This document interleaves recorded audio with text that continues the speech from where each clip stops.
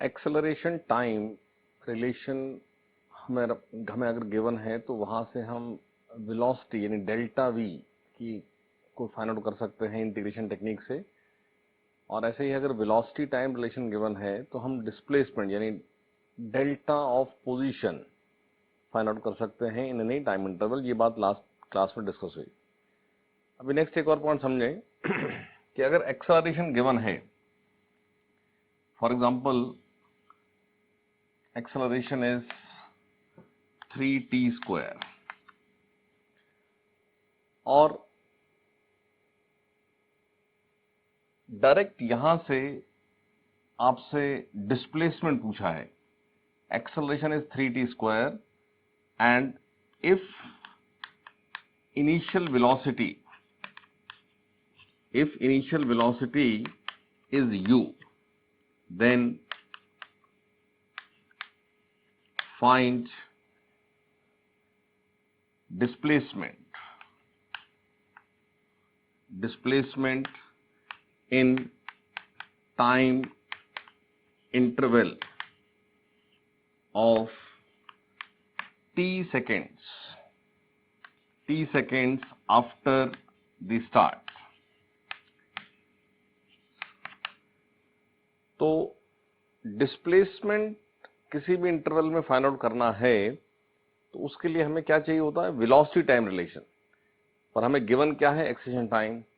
लेकिन acceleration time की help से हम वेलोसिटी टाइम पहले बना लेते हैं। जैसे ये a जो 3t स्क्वायर है का मतलब dv by dt is 3t square का मतलब dv is 3t square dt, right? Now, at t0, initial velocity means t0, it is u. At any t, वो भी अननोन ही है, some v।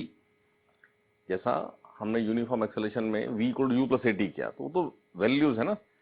तो t0 पर u, any t v। तो left hand side it's only dv। dv का मतलब v to the power 0 है, तो इंटीग्रेट हो क्या बनेगा v, और लिमिट है u and v।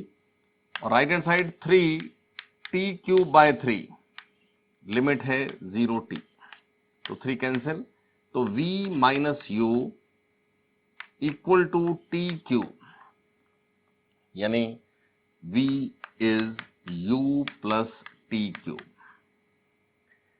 Acceleration time से पहले बन गया वेलोसिटी टाइम। अब velocity time this v at any t instantaneous होता है dx बाई dt, और आपको डिस्प्लेसमेंट चाहिए तो आप इस v को लिखेंगे dx बाई dt, जिसमें u कोई एक वैल्यू है, मींस u एक कांस्टेंट है। वो यहां गिवन नहीं है, क्वेश्चन रहता है तो u पुट करते हैं हम, u प्लस टी क्यूब, जिसका मतलब dx is u plus T cube dt। तो इंटीग्रेशन t0 सम x इनिशियल, t सम x फाइनल, और खाली dx है तो इंटीग्रेट होके बनेगा x, तो ये x इनिशियल x फाइनल, और ये आपके पास u प्लस टी क्यूब। इसको इंटीग्रेट कर दे साथ साथ।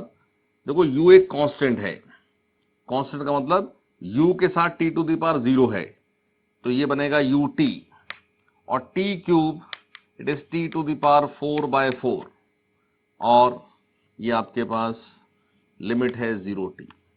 तो ये left hand side x final minus x initial, what is that, displacement, और right hand side ut plus t to the power 4 by 4, ये आपके पास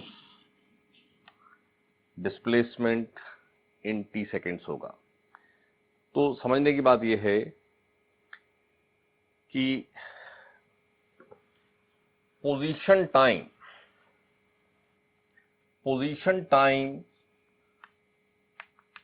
अगर रिलेशन गिवन होता था तो डिफरेंशिएट करके ऑन डिफरेंशिएशन हमारे पास वेलोसिटी टाइम रिलेशन बन जाता था, और अगर वेलोसिटी टाइम रिलेशन होता था तो डिफरेंशिएट करके एक्सेलरेशन टाइम रिलेशन बन जाता था। ठीक है, अभी हमने क्या समझा है कि एक्सेलरेशन टाइम रिलेशन होता है तो इंटीग्रेशन करके वेलोसिटी टाइम आ जाता है, यानी इंटीग्रेशन जो है वो डिफरेंशिएशन का रिवर्स ही होता है, और वेलोसिटी टाइम से डिस्प्लेसमेंट टाइम का मतलब ये पोजीशन टाइम, हम रिवर्स जाएं तो पोजीशन टाइम रिलेशन बन जाता है। यानी आपके पास पोजीशन टाइम, वेलोसिटी टाइम या एक्सेलरेशन टाइम, इन तीनों में से कोई भी एक रिलेशन नोन होता है तो आप बाकी दोनों रिलेशंस फाइंड आउट कर लेते हैं। अरे समझे?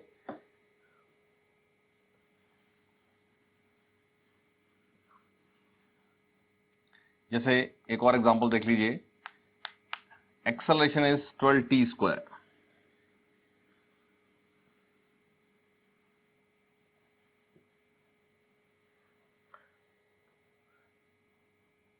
and object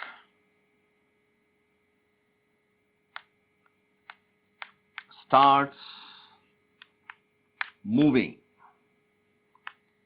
from origin along x-axis, starts moving from origin along x-axis। अब starts moving का मतलब अंडरस्टूड है कि starting from rest it has started it's motion, यानी आपको इस इंफॉर्मेशन में क्या बता दिया गया कि at t equal to 0, that is in the beginning, उसकी वेलोसिटी 0 थी और उसकी पोजीशन कोऑर्डिनेट भी 0 था, क्योंकि वो स्टार्ट हुआ ओरिजिन से। Then part 1, find its velocity at t equal to 2 seconds। Part 2, find its position, position मतलब x coordinate at t equal to 2। आया समझ में?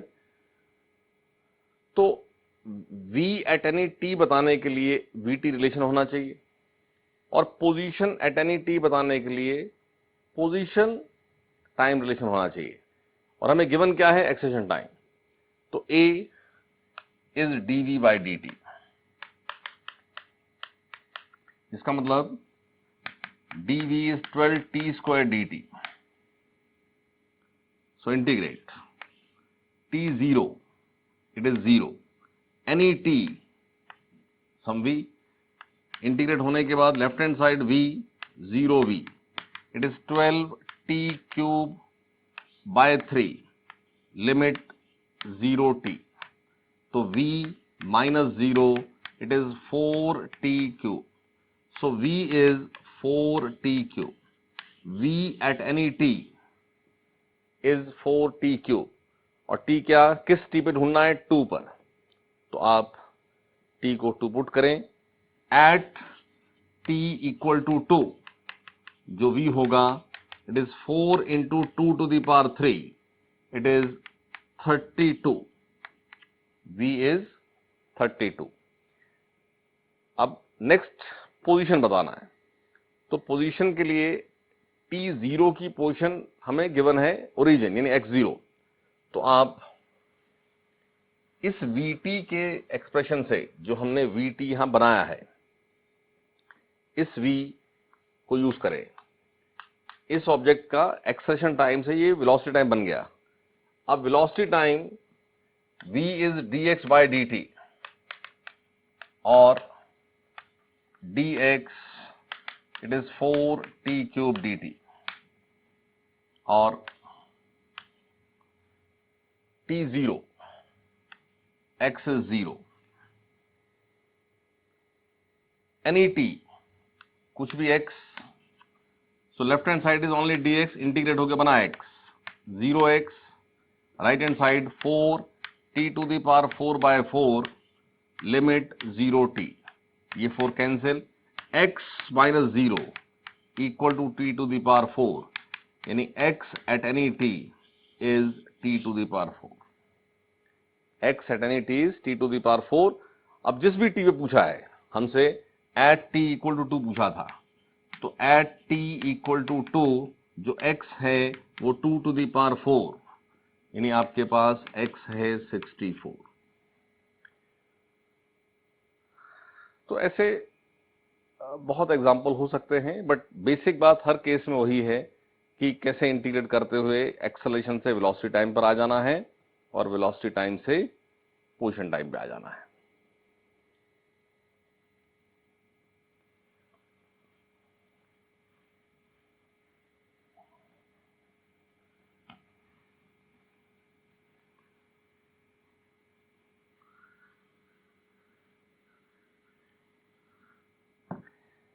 और एक टाइप ऑफ वेरिएशन देखें यहां पर, एक्सेलरेशन तो bye definition dv by dt है, तो एक्सेलरेशन टाइम का फंक्शन दिया होगा, हम dv by dt equal to करके इंटीग्रेट कर लेते, लेकिन हमने डिफरेंशिएशन में भी ऐसे एग्जांपल किए थे कि वेलोसिटी फंक्शन ऑफ टाइम ना दे करके वेलोसिटी फंक्शन ऑफ x दिया था, और वहां से हमने जब एक्सेलरेशन ढूंढना था तो एक्सेलरेशन भी फंक्शन ऑफ x आया था।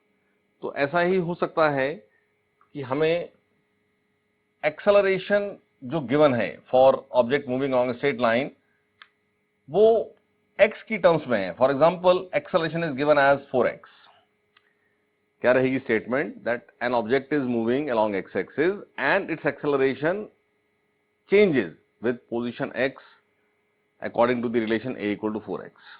Now if its velocity at x equal to 0 is 2, find its velocity at x equal to 3। ठीक है, अब a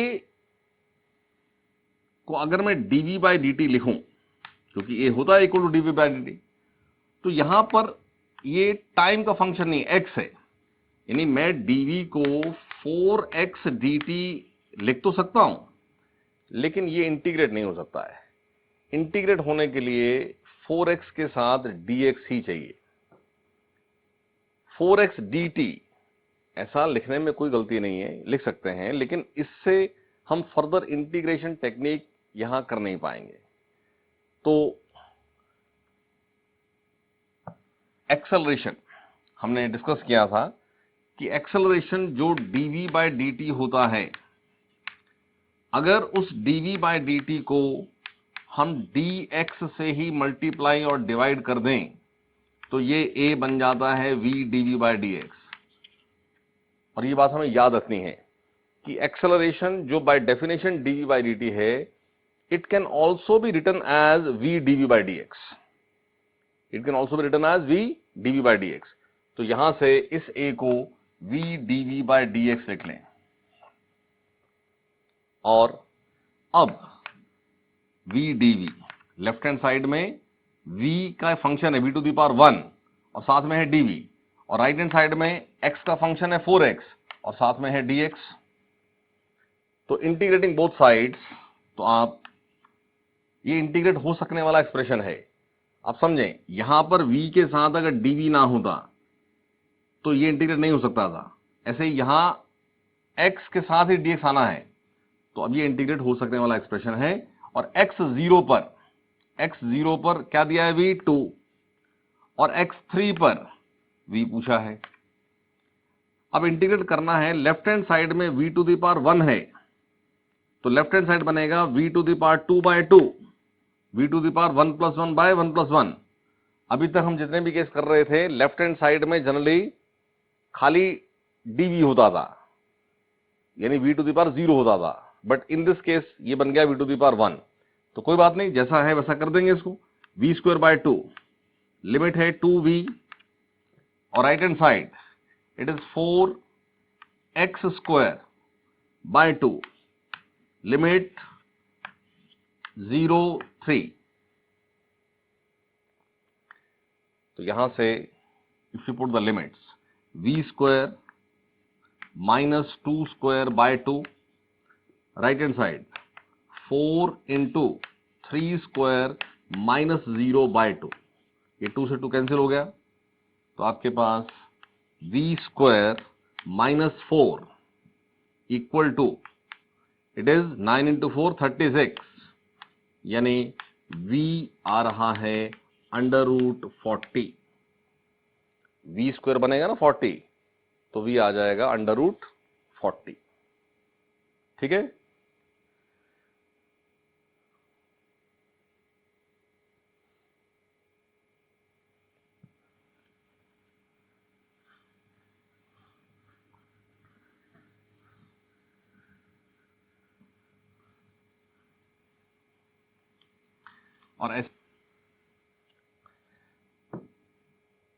और भी एक केस समझें। जैसे हमने पोजीशन टाइम से डिफरेंशिएट करके जब वेलोसिटी टाइम बनाया और वेलोसिटी टाइम को डिफरेंशिएट करके एक्सीलरेशन टाइम बनाया, तो ऐसा एग्जांपल हमने किया था जहां वेलोसिटी टाइम और एक्सेलरेशन टाइम के फंक्शंस में से t को एलिमिनेट कर दिया और acceleration in terms of velocity आ गया। ठीक है ना, तो जब हम डिफरेंशिएशन में acceleration in terms of velocity express कर सकते हैं, तो हो सकता है ना कि आपको एक्सेलरेशन जो है वो इन टर्म्स ऑफ वेलोसिटी ही दिया हो। जैसे एग्जांपल देखें कि एक ऑब्जेक्ट का acceleration,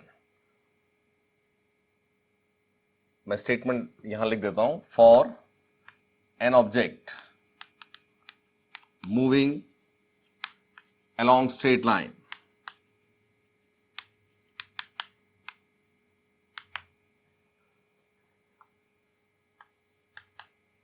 the acceleration, actually the term वहां यूज कर दी गई है रिटार्डेशन। रिटार्डेशन का मतलब होता है कि डिक्रीजिंग वेलोसिटी का केस है, तो आपने ऐसे केस में जो भी एक्सप्रेशन dv/dt है उसको नेगेटिव लेना होता है। X retardation is related to its instantaneous velocity as 3√v। ठीक है, तो एक part, if its initial velocity is v0, then in what time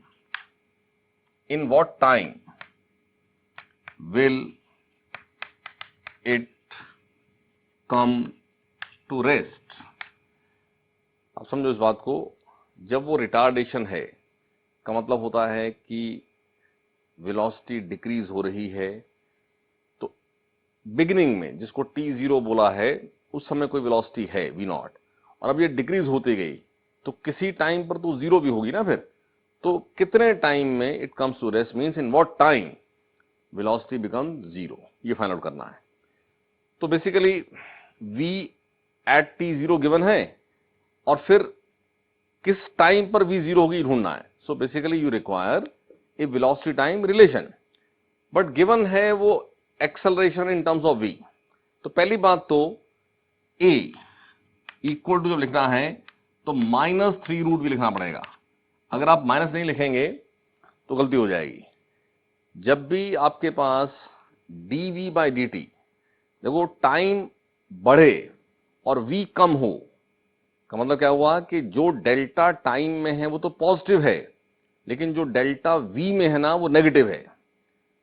सो आपको dv/dt नेगेटिव लेना ही पड़ेगा, नहीं तो आपका इंटीग्रेशन से आंसर गलत हो जाएगा। तो क्योंकि रिटार्डेशन गिवन था तो हमने जब a लिखा, उसको लिख सकते a क्योंकि रिटार्डेशन भी है तो एक्सेलरेशन ही, तो a को मेंशन करना पड़ेगा -3√v। तो आप हमेशा ध्यान रखो जब भी रिटार्डेशन आ जाए तो आपने माइनस लेना है साथ में। अब इस a को dv/dt लिखें तो ये रूट वी का मतलब होता है वी टू द पावर 1/2। तो आप देखें v जहां है वहां dv होना चाहिए, ठीक है ना, और t जहां है वहां dt होना चाहिए। तो इस एक्सप्रेशन को रीअरेंज करें तो ये बनेगा आपके पास, ये बनेगा, मैं इस v को यहां ले जा रहा हूं, v to the power -1/2 dv और ये -3 dt, -3 dt। अब यानी यहां पर t टू द पावर 0 है, dt खाली है ना, तो साथ में क्या है t टू द पावर 0। तो इंटीग्रेट करेंगे, 3 तो कांस्टेंट है, तो t 0 पर वेलोसिटी v नॉट थी और किसी t पर ये 0 हो गई, किसी t पर ये 0 हो गई। तो ये आपके पास -1/2, इंटीग्रेट करें तो -1/2 + 1 अपॉन -1/2 + 1 और लिमिट है, अपर लिमिट है 0, लोअर लिमिट है v not equal to -3 dt का इंटीग्रेशन होकर बन जाएगा t और लिमिट है 0t। इसको आप चेक करें तो ये आपके पास 2√v है, इसको सॉल्व करें 2√v और लिमिट है 0 v नॉट।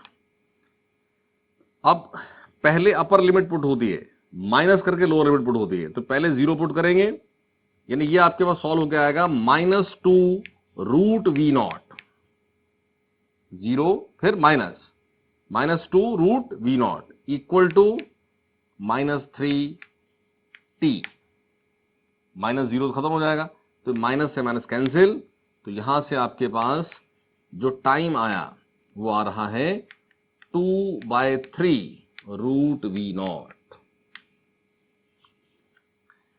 तो ये सब एक रीअरेंजमेंट है केसेस का, बेसिक बात सब वही है। तो यहां a फंक्शन ऑफ टाइम नहीं था, a फंक्शन ऑफ x नहीं था, a फंक्शन ऑफ v था और वहां से हमने इसको सॉल्व किया। इसी क्वेश्चन में, सेम क्वेश्चन में, समटाइम्स जब एक ऑब्जेक्ट मूविंग है तो t0 पर उसकी कोई पोजीशन भी थी, फिर स्लो होता हुआ वो रेस्ट पे आया, तो कितने टाइम में आया ये फाइंड आउट किया। यहां ये भी पूछ सकते हैं कि कितना डिस्प्लेसमेंट कवर हुआ इन कमिंग टू रेस्ट, यानी आपके पास इस a से v0 से 0 होने में जो चेंज ऑफ पोजीशन है, यानी आप डायरेक्ट इससे पोजीशन के चेंज को वेलोसिटी के चेंज के साथ रिलेट कर पाओ, ऐसा भी केस दिया जा सकता है। यहां in initial velocity v not, then in what time की जगह in what displacement will it come to rest. तो ऐसा क्वेश्चन रहेगा तो क्या करना, तो एक्सेलरेशन जो है वो तो वही है -3√v। अब हमें चेंज ऑफ वेलोसिटी को चेंज ऑफ x के साथ रिलेट कराना है और एक्सेलरेशन होता है dv/dt। तो अगर मैं इसको dv/dt लिखूं तो मेरे पास ये t आना है, लेकिन एक्सेलरेशन को हम v dv/dx भी लिख सकते हैं। तो अगर मैं इसको v dv/dx लिखता हूं तो मेरे पास वेलोसिटी का चेंज x के साथ सॉल्व होना है। तो जैसी नीड होती है वैसा हम अप्लाई करते हैं। तो a को dv/dt लिखने की बजाय इस केस में, क्योंकि मुझे x का चेंज रिलेट करना है, तो मैं इसको लिखता हूं v dv/dx equal to -3√v और √v यहां डिनोमिनेटर में लेकर आऊं मैं, तो v अपॉन √v क्या बन जाएगा, ओनली √v। तो यहां से ये इक्वेशन आपके पास बनती है √v dv equal to -3dx और √v का मतलब v टू द पावर 1/2। तो इंटीग्रेट जब करेंगे तो x initial it is from v not, x final it is 0। अब v टू द पावर 1/2 है तो 1/2 + 1 बनेगा 3/2।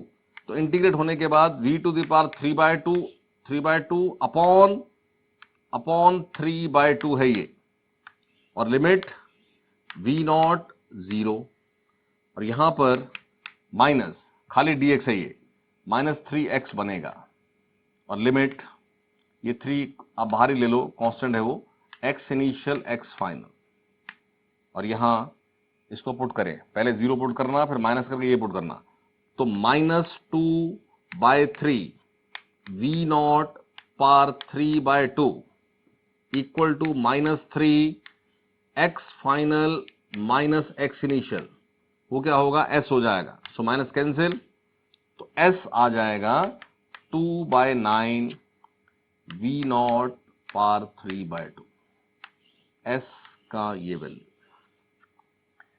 2/9 v नॉट पार 3/2, ठीक है।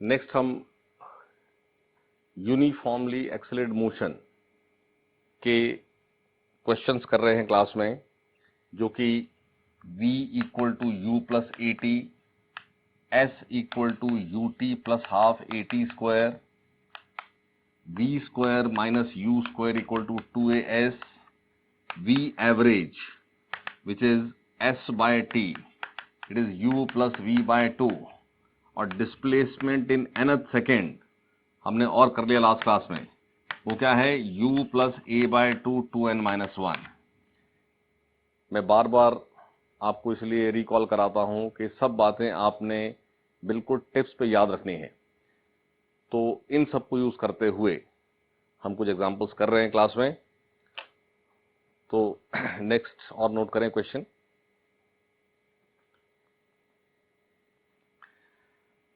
लिखें example, an object moves on straight line, an object moves on straight line with constant acceleration, an object moves on straight line with constant acceleration, full stop, it has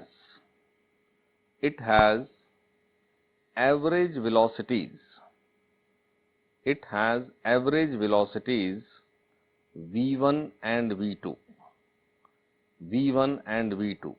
in consecutive time intervals t1 and t2, in two consecutive time intervals t1 and t2, find the acceleration,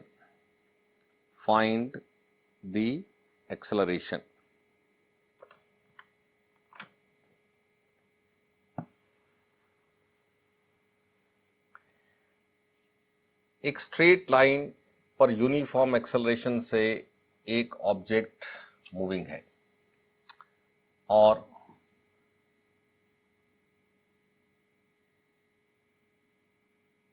जैसे ए से B travel हुआ इन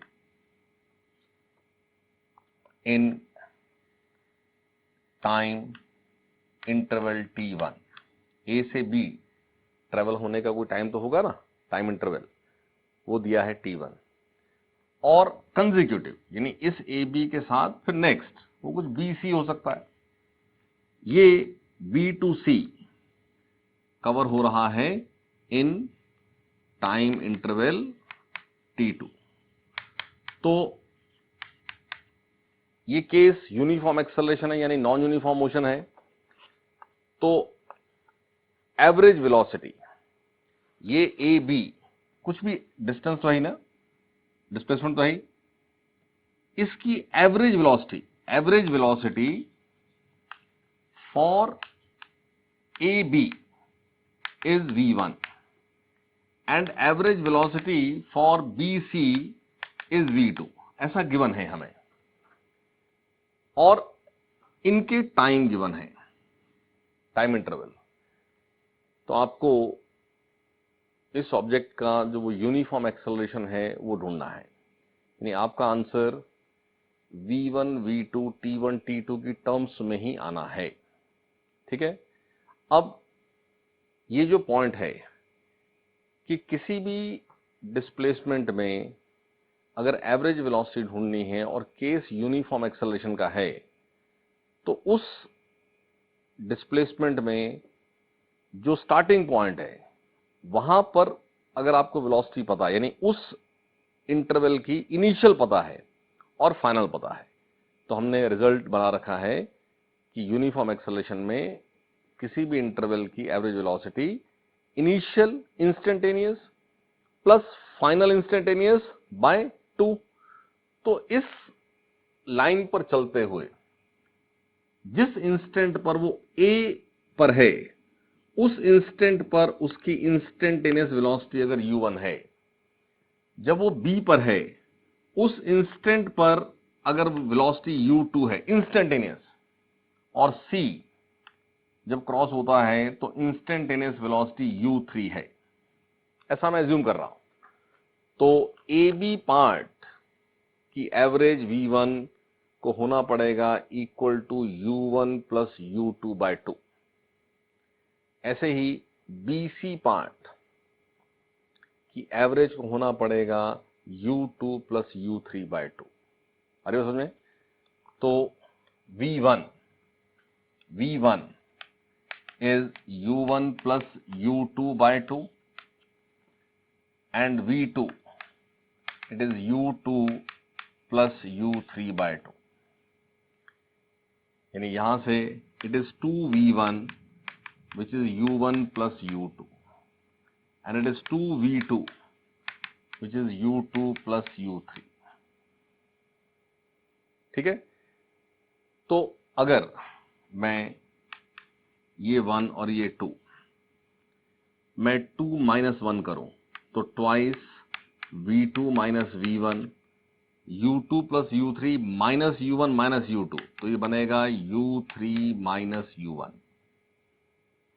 ठीक है, और A B जो acceleration है, B C वही acceleration तो थोड़ा सेम ही है। तो ए से सी तक कितना टाइम टेकन है? T1 plus T2। तो ए टू सी पार्ट के लिए final instantaneous is u3, initial is u1, तो u3 is u1 plus a into T1 plus T2। हमारे पास यूनिफॉर्म एक्सेलरेशन में क्या होता है कि v final equal to v initial plus at, जिसको आप v equal to u plus at याद करते हो। तो ए सी के लिए व्हाट इज फाइनल?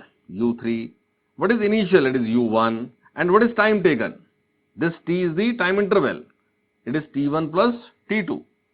तो यहां से u3 माइनस u1 आ रहा है a into t1 plus t2, यानी आप u3 माइनस u1 यहां से इक्वल टू है 2v2 माइनस u1, और u3 माइनस u1 यहां से equal to a into t1 plus t2। इसका मतलब ट्वाइस v2 माइनस v1 को लिख सकते हैं equal to a t1 plus t2, और ये आपको देगा a equal to twice v2 minus v1 upon t1 plus t2। तो ये इस केस में एक्सेलरेशन का एक्सप्रेशन। क्लियर? नेक्स्ट नोट करें,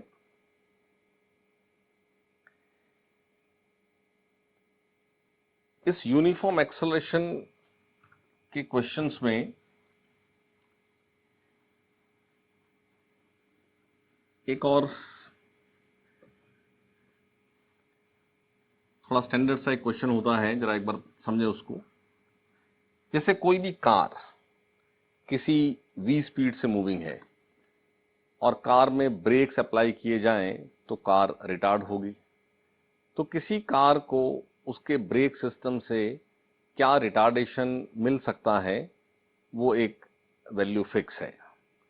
अब ऐसा पूछना कि एक कार मान लो v स्पीड से मूविंग है, तो ऑन अप्लाइंग ब्रेक्स उस v को 0 होने में वो कार कुछ डिस्टेंस ट्रेवल कर जाएगी, तो उसको बोल देते हैं कि stopping distance of the car, यानी कैसा पूछ लेते हैं question, that if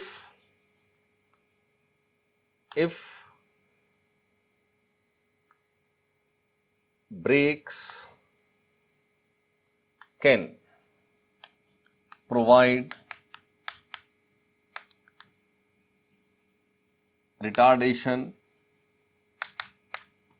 equal to A, then what is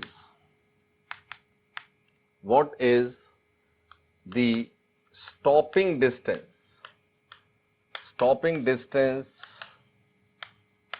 for the car traveling at V। ये एक स्टैंडर्ड सा क्वेश्चन है, थोड़ा सा लैंग्वेज आपको समझ में आ जाए इसलिए मैं करा रहा हूं। तो बेसिकली आप ये पूछना चाह रहे हो कि एक ऑब्जेक्ट की इनिशियल वेलोसिटी v है और v को 0 होने में कितना s ट्रेवल हो जाएगा अगर रिटार्डेशन a है। तो रिटार्डेशन है कांस्टेंट यूनिफॉर्म, लेकिन उसको पूछने का तरीका क्या कि उस कार का स्टॉपिंग डिस्टेंस क्या है। समटाइम्स ऐसा भी पूछते हैं कि अगर ब्रेक्स a रिटार्डेशन दे सकते हैं तो v स्पीड से चलती हुई कार को अपने से आगे चलने वाली कार से मिनिमम कितना डिस्टेंस मेंटेन करके चलना चाहिए, क्योंकि ये कार को जब भी रुकना होगा इसको उतना एस ट्रेवल करना है क्योंकि रिटार्डेशन फिक्स है। तो नेक्स्ट कार, जैसे रोड पे कार चल रही है, आगे वाली कार ने सडन अपने आप को रोक लिया तो पीछे वाली कार ने भी ब्रेक लगानी है, तो पीछे वाली कार को एक एस चलना है रुकने के लिए, उतना गैप होना मस्ट होगा। अगर गैप उससे ज्यादा है तो और अच्छा है, लेकिन उससे कम गैप है तो इस कार का अपने से आगे चलने वाली कार के साथ एक्सीडेंट हो जाएगा, कोलिजन हो जाएगा। तो ये क्वेश्चन इस तरह से भी पूछा जाता है। तो सॉल्व कैसे करना, अब क्योंकि रिटार्डेशन का मतलब है कि जो इनिशियल वेलोसिटी है एक्सेलरेशन उसके अपोजिट है, यानी अगर मैं इनिशियल वेलोसिटी को पॉजिटिव लेता हूं तो v फाइनल यहां लेना है 0 क्योंकि स्टॉप कराना है, और v इनिशियल है v, ठीक है। तो 0 square minus v square equal to 2, लेकिन ये रिटार्डेशन होने की वजह से इसको लेना पड़ेगा माइनस, क्योंकि ये इनिशियल वेलोसिटी v की डायरेक्शन के अपोजिट है, और साथ में ये s, तो माइनस माइनस कैंसिल हो जाएगा। v स्क्वायर बाय 2a, ये क्या होगा, stopping distance. v square by 2a is the stopping distance. ऐसा पूछा जाए कि अपने से आगे चलने वाली कार के बीच में कार के साथ कितना डिस्टेंस इसको मेंटेन करना चाहिए, तो उसका आंसर भी ये है। इससे ग्रेटर होगा तो भी चलेगा बट इससे लेस नहीं होना चाहिए। अब इसी क्वेश्चन में जैसे हम कोई भी चीज व्यू करते हैं, राइट, हर ह्यूमन बीइंग उसका एक मतलब एक एक्शन है ना, ब्रेन से एक ऑर्डर आता है और फिर बॉडी रिएक्ट करती है। एक ड्राइवर जिस समय कोई भी इमरजेंसी ऑब्जर्व करेगा उस मूवमेंट ही कार का रिटार्डेशन स्टार्ट नहीं होता है। इमरजेंसी ऑब्जर्व करने से कुछ टाइम के बाद ब्रेक लगती है, इसको बोलते हैं कि driver has some reaction time towards any emergency. It may be very small, वो अलग बात है, but driver has some reaction time. यानी जैसे अगली कार से सेफ डिस्टेंस पूछा जा रहा है, तो अगर ड्राइवर का रिएक्शन टाइम गिवन है तो आपको वो भी काउंट करना पड़ेगा, क्योंकि रिएक्शन टाइम में मतलब इमरजेंसी ऑब्जर्व हो चुकी है, ब्रेक लगाने का नीड है ये ड्राइवर ने फील कर लिया है, बट ड्राइवर ब्रेक अप्लाई करे उसकी ऑब्जर्व करने और ब्रेक लगने के बीच में there is a gap which is known as reaction time. तो अगर ऐसे क्वेश्चन में reaction time of driver given है तो आपने उस रिएक्शन टाइम में जो डिस्टेंस ट्रेवल हो जाना है वो भी काउंट करना पड़ेगा। अगर आप यही एस लेके चलोगे तो फिर एक्सीडेंट हो जाएगा। अरे उसमें तो और रिएक्शन टाइम में तो जिस वी से कार चल रही थी उस वी से ही चलती रही, ब्रेक लगने के बाद रिटार्डेशन होना है। यानी अगर एक कार 20 स्पीड से चल रही है, may be 80 kilometre per hour, और ड्राइवर का रिएक्शन टाइम गिवन है तो ऐसे केस में रिएक्शन टाइम में वो यूनिफॉर्म मोशन करेगा और उस रिएक्शन टाइम में जो डिस्प्लेसमेंट कवर करेगा वो होगा v इंटू टी। फिर ब्रेक अप्लाई हो जाएगी, ब्रेक अप्लाई हो जाएगी तो ये केस हो जाएगा। तो फर्दर और कितना एस ट्रेवल होगा, वो v स्क्वायर बाय 2a होगा। यानी ऐसे केस में ब्रेक्स, ये सारा केस सेम, बट इसके साथ ऐसा दे दिया है, assume reaction time of driver is t। तो ये v से चलती हुई कार उस रिएक्शन टाइम में v से ही चलती रहेगी। This is s1 travelled in reaction time, तो ये होगा v इंटू टी।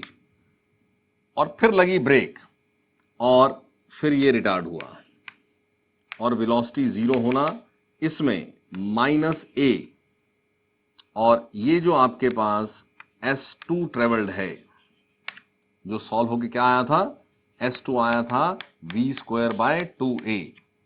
तो ओवरऑल इन दोनों s1 s2 के सम को स्टॉपिंग डिस्टेंस बोला जाएगा। Overall stopping distance is s1 plus s2, v square by 2a plus vt। तो ध्यान रखें, ये एक स्टैंडर्ड सा क्वेश्चन है, बिना रिएक्शन टाइम के पूछा है तो simple v square by 2a, but reaction time और ड्राइवर भी गिवन है, तो उस रिएक्शन टाइम में भी कुछ डिस्टेंस ट्रेवल हो जाना है, उसके टोटल स्टॉपिंग डिस्टेंस में उसको भी काउंट करना पड़ेगा। ठीक है, एक देखते हैं एग्जांपल इसके ऊपर।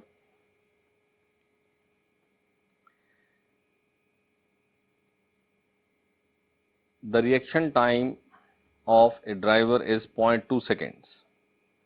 The reaction time of driver is 0.2 seconds and the brakes of car can provide a retardation of 6 meter per second square. Brakes of the car can provide retardation of 6 meter per second square.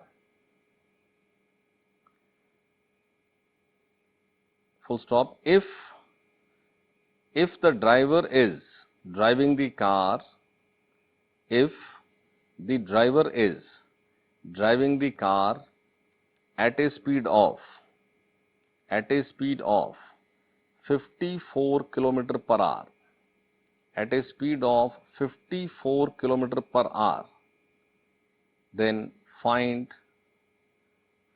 the overall stopping distance of the car. Find the overall stopping distance of the car. तो अब ये case आपके सामने बना ही हुआ है, खाली आपको वैल्यूज पुट करनी है। ये आपके पास vt plus v square by 2a। देखो अब यहाँ v 54 kilometre per hour given है, 54 किलोमीटर पर आवर को आप मीटर पर सेकंड बना लीजिए। उसके लिए क्या करना होता है, 5 बाय 18 से मल्टीप्लाई, तो ये 15 मीटर पर सेकंड आएगा। और reaction time of driver given है 0.2 सेकेंड्स, ठीक है, 15 इंटू 0.2, और उसका रिटार्डेशन ए गिवन है 6। यहां समझना कि यहां नहीं माइनस पुट कर देना गलती से, वो माइनस ऑलरेडी पुट कर दिया था हमने, पुट करके वो माइनस कैंसिल हो गया, तो यहाँ खाली वैल्यू पुट करनी है। ये रिलेशन बना चुके हैं ना हम, अगर इसको यूज कर रहे हो तो फिर यहाँ ए का खाली वैल्यू पुट होना है, या फिर पूरा सॉल्व करो इक्वेशन बना के तो अपने आप -6 पुट करेंगे, माइनस कैंसिल हो जाएगा। तो इस तरह से ये सॉल्व हो जाना है। ठीक है,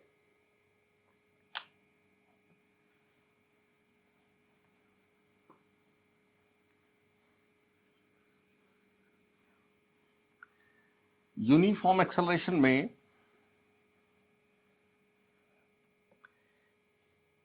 एक और केस बड़ा कॉमन है, और उस केस को एज रिजल्ट भी क्वेश्चन में पूछा जाता है।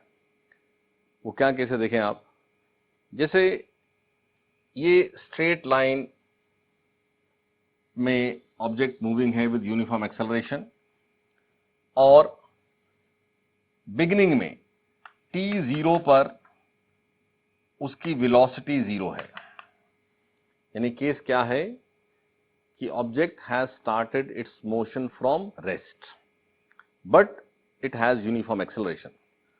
तो रेस्ट से स्टार्ट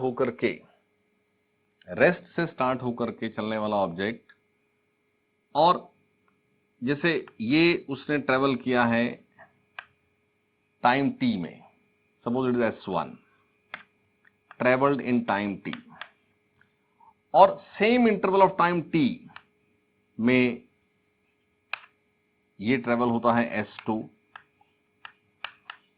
यानी जो टाइम इंटरवल t यहां था वही यहां है, और ये कंसेक्यूटिव है।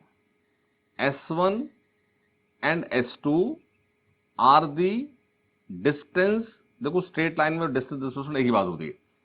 s1 and s2 are the distance covered in the consecutive same intervals of time starting from rest. और ऐसे ही हम फर्दर कोई s3 ले सकते हैं, ये भी कितने इंटरवल में, t में। तो ये लाइक दैट आप s4 ले लीजिए इन फर्दर टाइम t।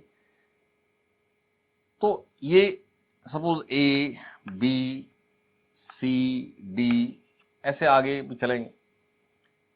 तो a टू b के लिए initial is 0, so s1 it is using ut plus half at square, it is half a t square only क्योंकि u 0 है। और a से c what is displacement, it is s1 plus s2, और a से c what is u 0 and what is time t plus t 2t, so it is half a 2t square। इसमें s1 put कर दीजिए, s1 है half at square, तो s2 आ जाएगा 4, ये half at square, यहां है 4 टाइम्स हाफ at स्क्वायर, तो 4 माइनस 1 और हाफ at स्क्वायर आ जाएगा, यानी ये आ जाएगा 3 times half at square. s1 is half at square, s2 is 3 times half at square, यानी जो s2 है वो s1 का 3 टाइम्स है। ठीक है, ऐसे ही आप a टू d बात करें, a टू d, तो s1 plus s2 plus s3 it is half a 3t square, और s1 plus s2 as a whole क्या है 4 टाइम्स हाफ at स्क्वायर, तो ये 4 times half at square plus s3, और ये है 9 टाइम्स हाफ at स्क्वायर। यहां से s3 सॉल्व होता है half at square common 9 minus 4, यानी s3 सॉल्व होता है 5 टाइम्स हाफ at स्क्वायर। तो s2 s1 का 3 टाइम्स था, s3 s1 का 5 टाइम्स है, यहां से s1 is to s2 is to s3 ऐसा रेशो लें तो 1:3:5 आ रहा है। और आप सेम टाइम इंटरवल्स और आगे लेते जाओ, फर्दर कोई वो ध्यान रखना टाइम सेम होना चाहिए, तो ये रेशो 7 आ जाएगा।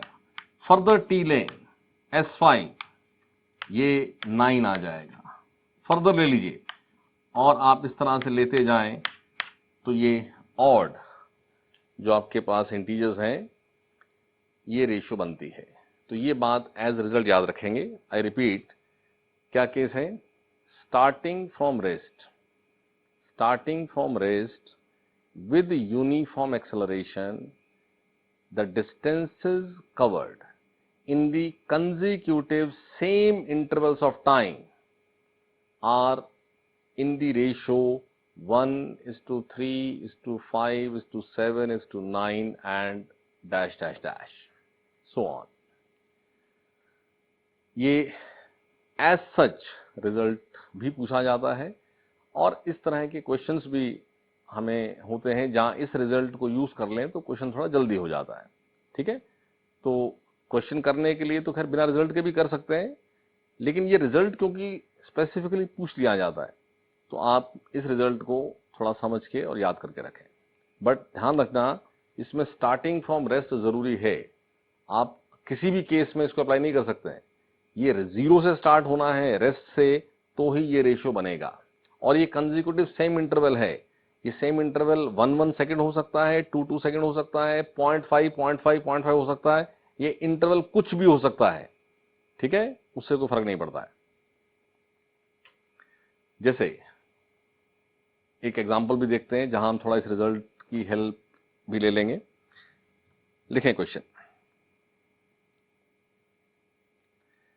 Drops of water are falling at regular intervals. Drops of water are falling at regular intervals from a tap which is 5 meter above the ground.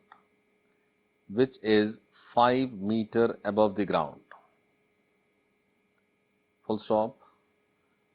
Third drop is leaving the tap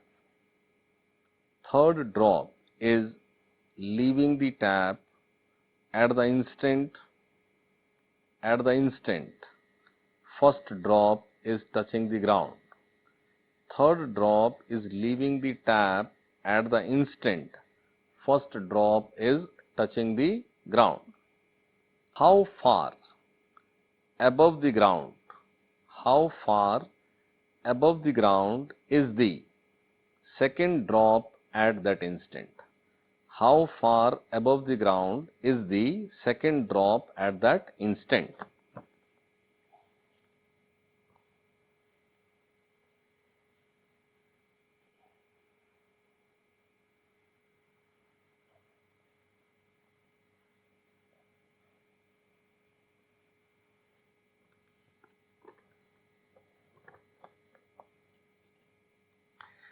देखो, एक 5 metre की height,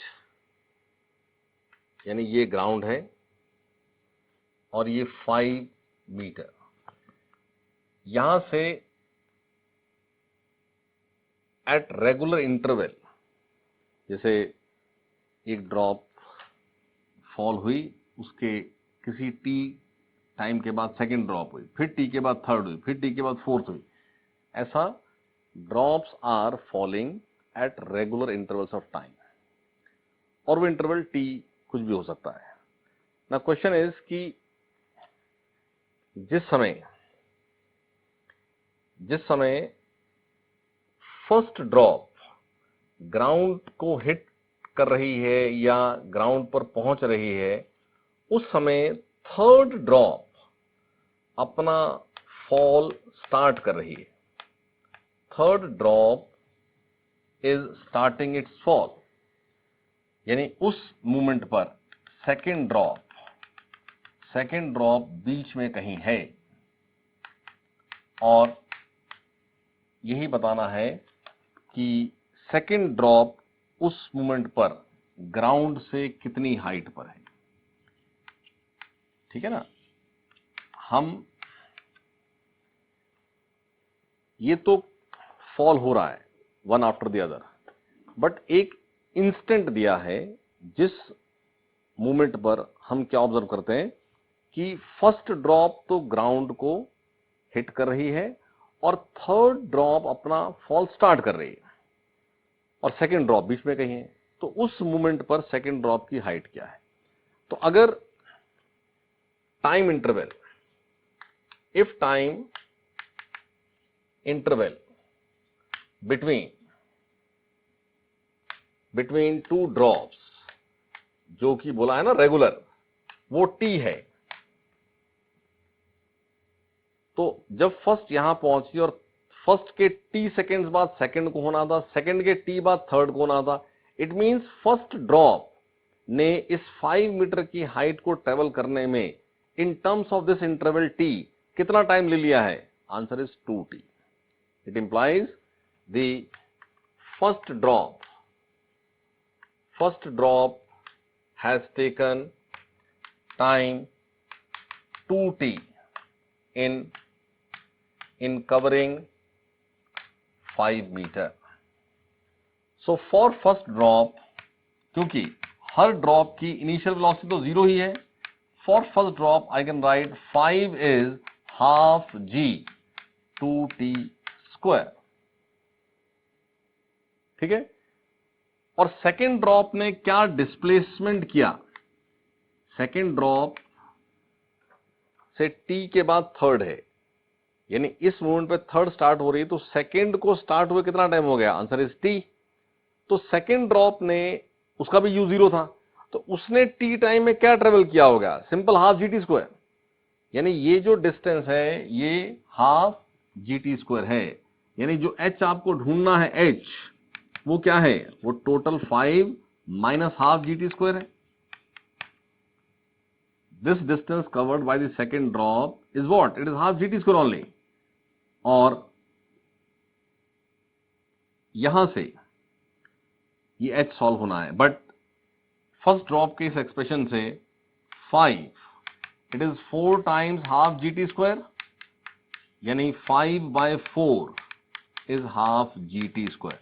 तो इस half gt square को यहां put कर दें, तो h आ रहा है 5 माइनस 5 बाय 4, तो इट इज 15 बाय 4।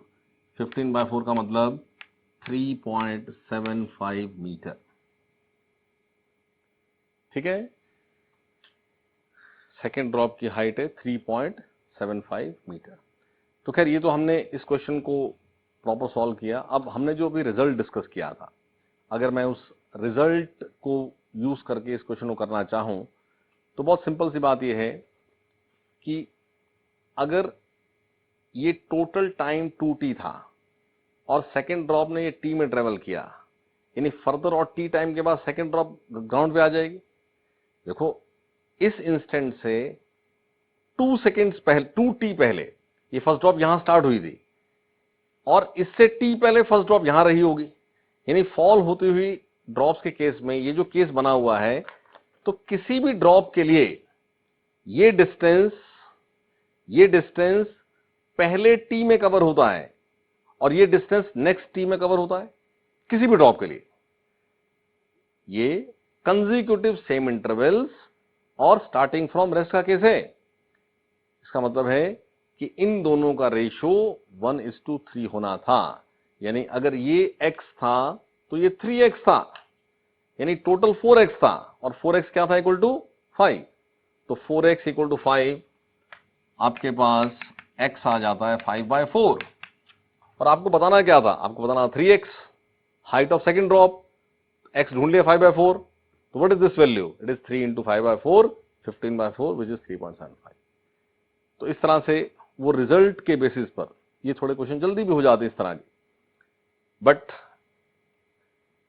आप इस मेथड को भी प्रैक्टिस करें, ऐसा कोई भी एग्जांपल करें, इसको भी करें प्रैक्टिस, और साथ में रिजल्ट वाली बात को भी सोचें, दोनों चीजें करें, फिर धीरे धीरे आपको प्रैक्टिस हो जाती है तो आप उसको थोड़ा फास्ट भी करने लगते हैं, ठीक है।